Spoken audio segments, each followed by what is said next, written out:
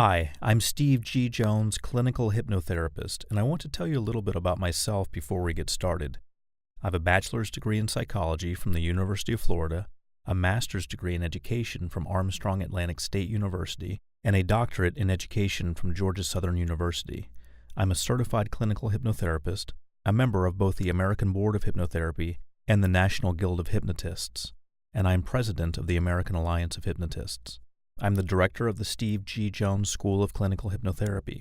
I also serve on the board of directors of the American Lung Association in Los Angeles. I have over 2 decades of experience in hypnotherapy, and I still maintain a busy practice and teaching schedule because I see clients and teach classes worldwide. My client base consists mainly of people who want to lose weight, stop smoking, or gain confidence. Other clients include sales teams interested in boosting motivation and increasing income.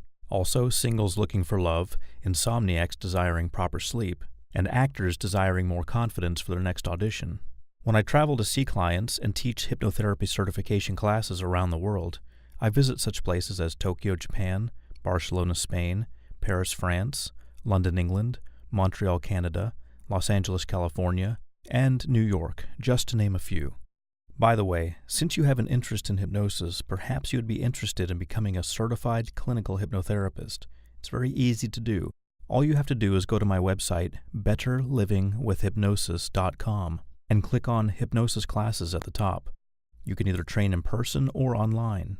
After your training, you'll be added to our worldwide directory of certified clinical hypnotherapists, and you'll receive a certificate. I was fortunate for many years to have my office in Beverly Hills, California, where I worked with such wonderful people as Tom Mankiewicz, the writer of Superman, Geraldine Saunders, the writer of The Love Boat, and many other celebrities. I have been interviewed on CNN, Fox News, and appeared on True TV, in addition to having my own hypnosis TV show. With my over 20 years of experience, I'm happy to share with you techniques that I've both developed and learned, which can help you improve your life. I encourage you to visit my website, betterlivingwithhypnosis.com. There you will find my life's work, 22 books on hypnotherapy, over 3,000 hypnosis recordings available as downloadable MP3s or CDs, and these recordings will program your mind to achieve goals in such areas as weight loss, motivation, and stopping smoking. I also have audiobooks, such as this one, where I'm talking with you and sharing with you in a very dynamic way techniques that you can use to improve your life and the way you do things. The reason I'm telling you all of this is not to impress you, but to impress upon you that I, your teacher, am very capable and I know what I'm talking about. I'm also very happy for the opportunity to share this information with you, so rest assured that you're in good hands, and let's have some fun as we now expand your knowledge. I wish you well in all of your endeavors, and please be sure to visit my website, betterlivingwithhypnosis.com.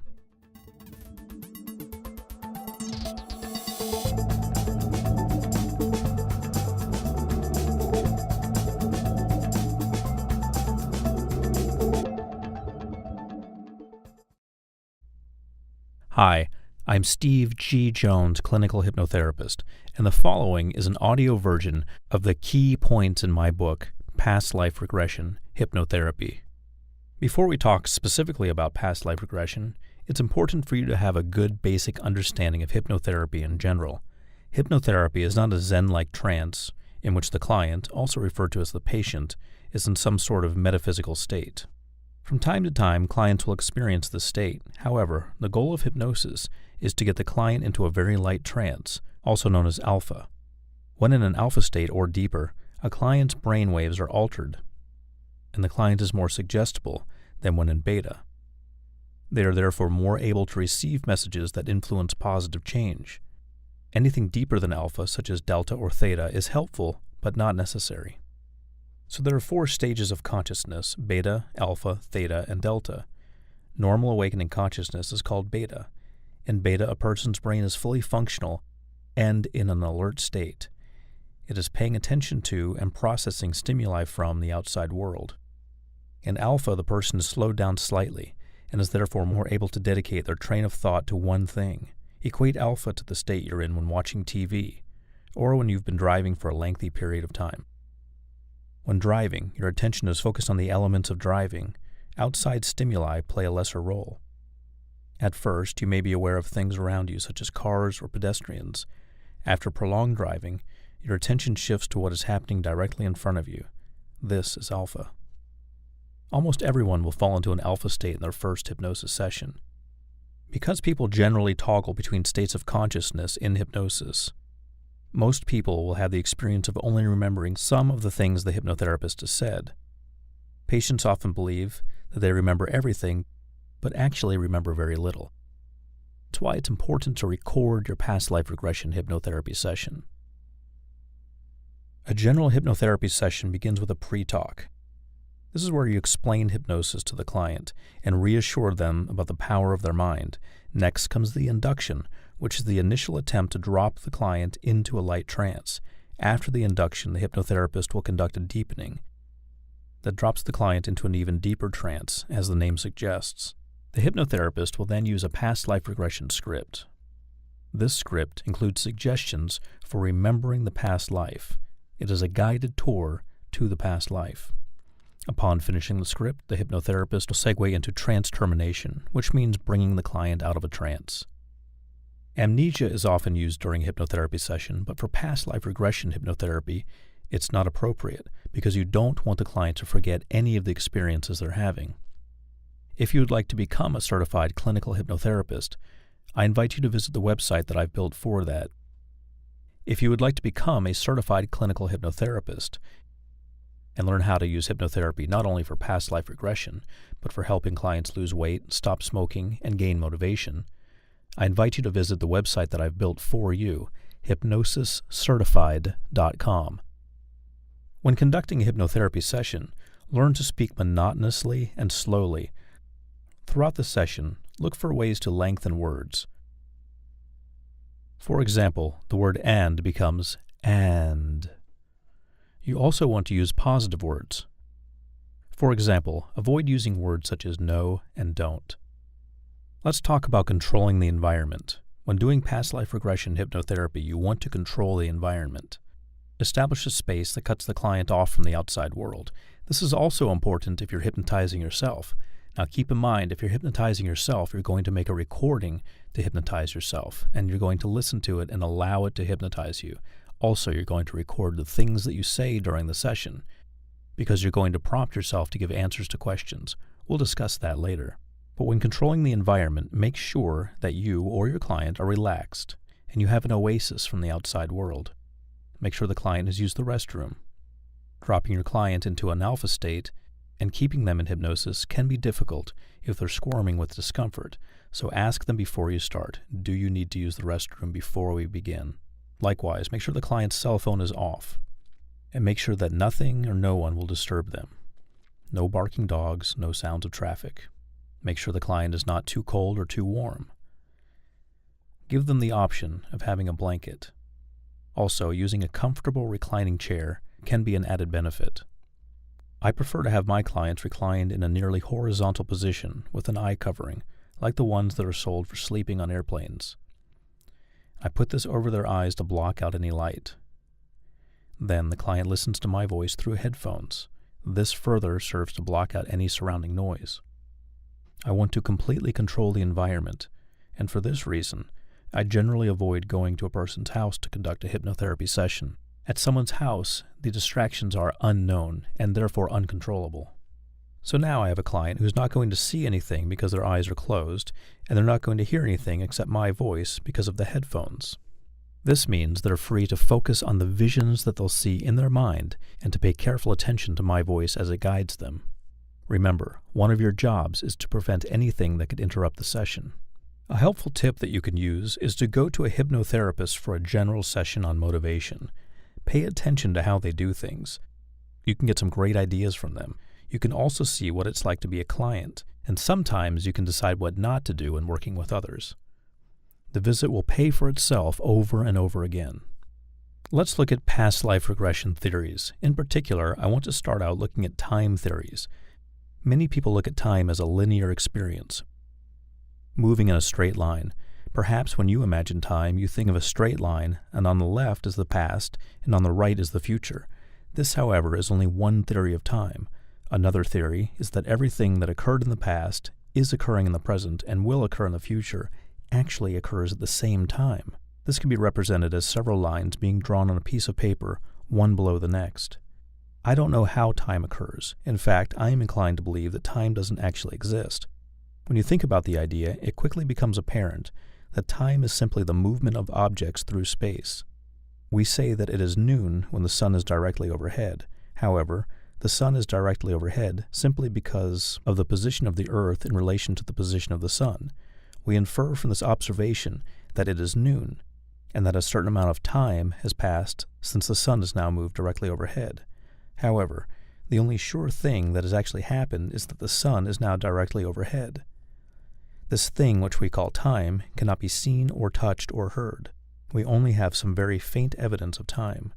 The official time is kept in Greenwich, England, and is measured by the exact frequency of the microwave spectral line emitted by atoms of the metallic elements such as cesium and rubidium. This official time is called Greenwich Mean Time, GMT. The motion of these atoms is considered to be consistent, so that we can base time on this motion. However, once again, we are left with the challenge of time simply being the movement of objects. I bring all this up to enlighten you about the concept of time. If there is a past, then it is quite possible that it is occurring right now. So additionally, it is possible that the past does not actually exist, and that it is simply a concept that we hold in our minds that helps us understand our reality a little more clearly, and gives us a grasp on our existence. I think it is important for any author to clearly express his or her biases before launching into a discussion about the topic. Aside from the fact that I don't know if time really exists, I also want you to know that I don't know if past lives really exist. My initial experiments with past life regression occurred when I was in military school in the early 80s. It was a high school. I had gotten a book on hypnosis that mentioned past life regression, and I began to hypnotize my schoolmates. I used the bunk bed where I slept. That was my office chair, and I never had a shortage of clients. So I was able to conduct numerous experiments in past life regression. Keep in mind that I was simply an 11th grader in military school, and I was trying to find something that would entertain me as a pastime. Little did I know that what I was doing as a teenager would lead to an entire career as a hypnotherapist. At the time I was hypnotizing people to see their past lives, I fully believed in past lives, and reincarnation, and karma. From 1990 to 1995, I would become a preacher for the Church of Christ. During that time, I completely renounced my belief in past lives. And then, when I left the church in 1995, I again embraced the idea of past lives. I'm not completely convinced that the belief or disbelief in past lives necessarily goes along with or contradicts Judeo-Christian teachings. However, during those 5 years of my life, I felt it was a conflict for me to continue practicing the past life regressions I had been doing up to that point. All right, let's take a little break now. We're about halfway through the material that I've presented, and I want to make sure that you're with me, that you're paying attention and that you're learning something. So what I want you to do right now is, if you're driving and you can pull over, go ahead and do that. If you're not driving, then you can definitely do this. You can take out a piece of paper and you can write down 5 things that you've learned so far from what I've said. 5 things that resonated with you. Now, I want you to keep in mind, they don't even have to be 5 things that I said. Maybe you got some good ideas from what I said. Maybe I said something and your brain took it and blew it up 1,000,000 times and came up with all kinds of wonderful, amazing possibilities based on what I said. If that's the case, then feel free to write that down. I just want you to write down 5 things, whether they came from me or they're just thoughts that came in your head. 5 things that have come to you so far, either from me saying them or from you thinking them, as a result of listening to this program so far. So as I'm silent, I'm going to give you ample time now. I want you to write down 5 things, 5 thoughts that you have as a result of listening to this program so far. Do this now.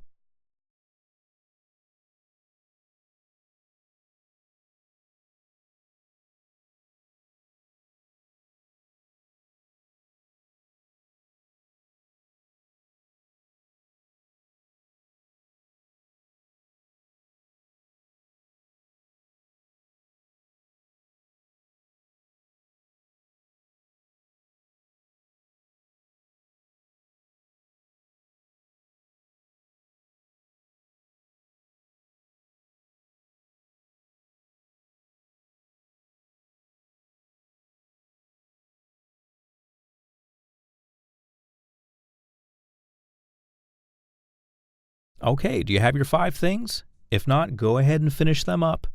5 things, write them down. So I'm going to move forward now. Let's take those 5 things that you have written down, and I want you to elaborate on them. For example, if you have an insight number 1, that's I should change blank about myself, whatever it may be, I want you to elaborate on that. Whatever you've written down for point number 1, something that's come to you during listening to this program, I want you to elaborate on that now as I'm silent.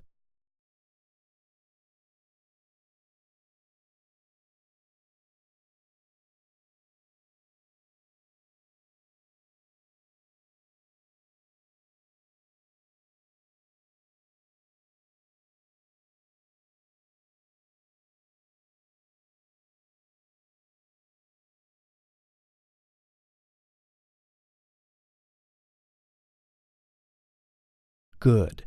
And now I want you to take point number 2 and elaborate on that. What was the second point that you wrote down, and how can you enhance this idea? I want you to make it real for yourself, because I want you to have, after you finish this program, something you can use.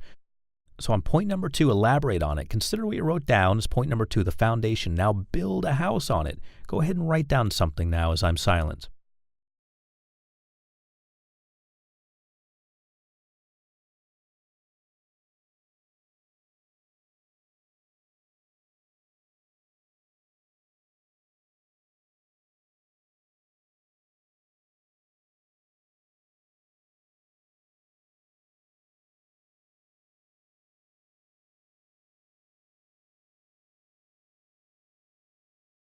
Good. Now you're getting some momentum. Now for point 3. Point number 3 that you wrote down, something that came to you as you listened to this program, I want you to elaborate on point number 3 as I'm silent.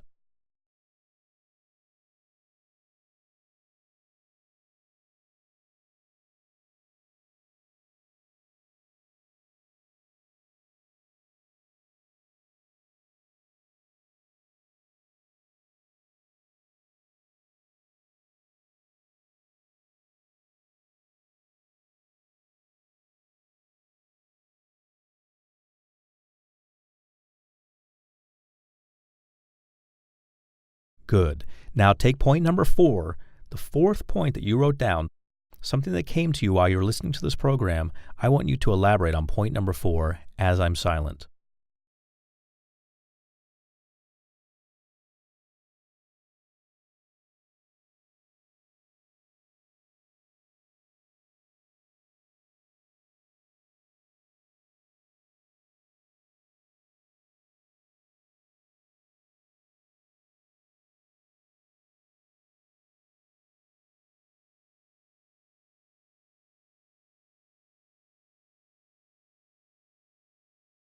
Great.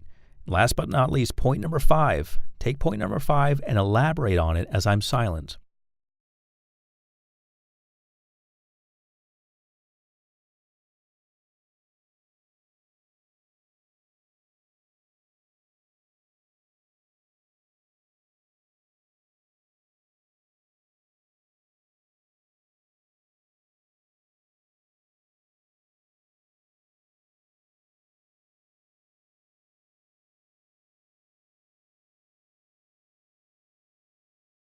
Good. So now you have something that you can take with you after this program. You have those 5 points that you elaborated on, and you can use them after this program's over. So let's continue on with the information now.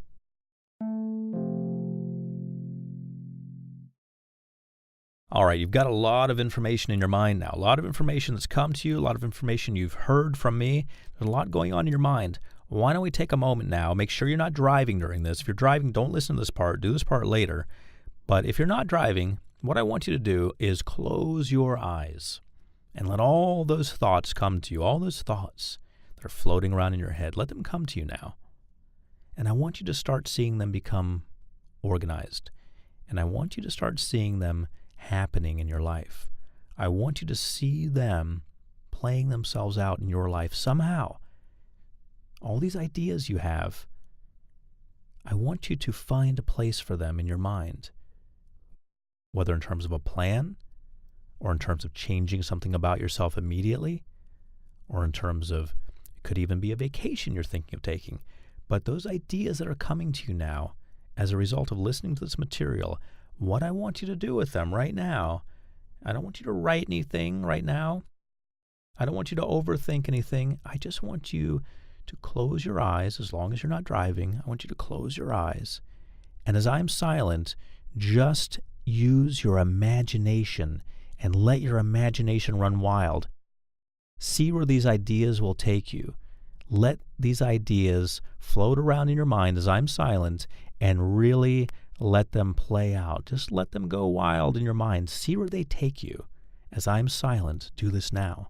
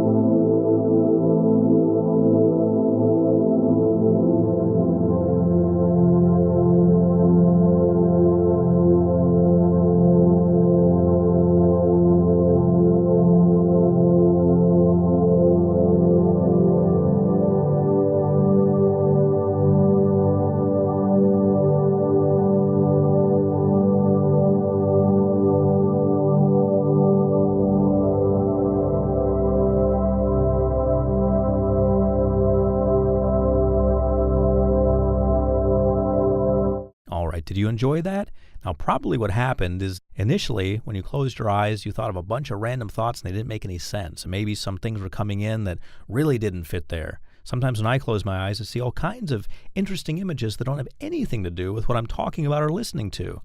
But hopefully, after a little while, those images kind of settled down and meaningful images started to show up. Like, aha, that business idea I had, or that vacation I had, or that person I need to tell something to, or something started to develop, or maybe a series of things. When you let your imagination run wild, you often come up with ideas that you will not access if you're beating your head against the wall, if you're trying to figure something out. That's not as effective usually as just letting your mind run wild, because eventually your mind is going to settle down and is going to start giving you information that you can actually use. So I hope you use this exercise not only in this program, but outside of it as well.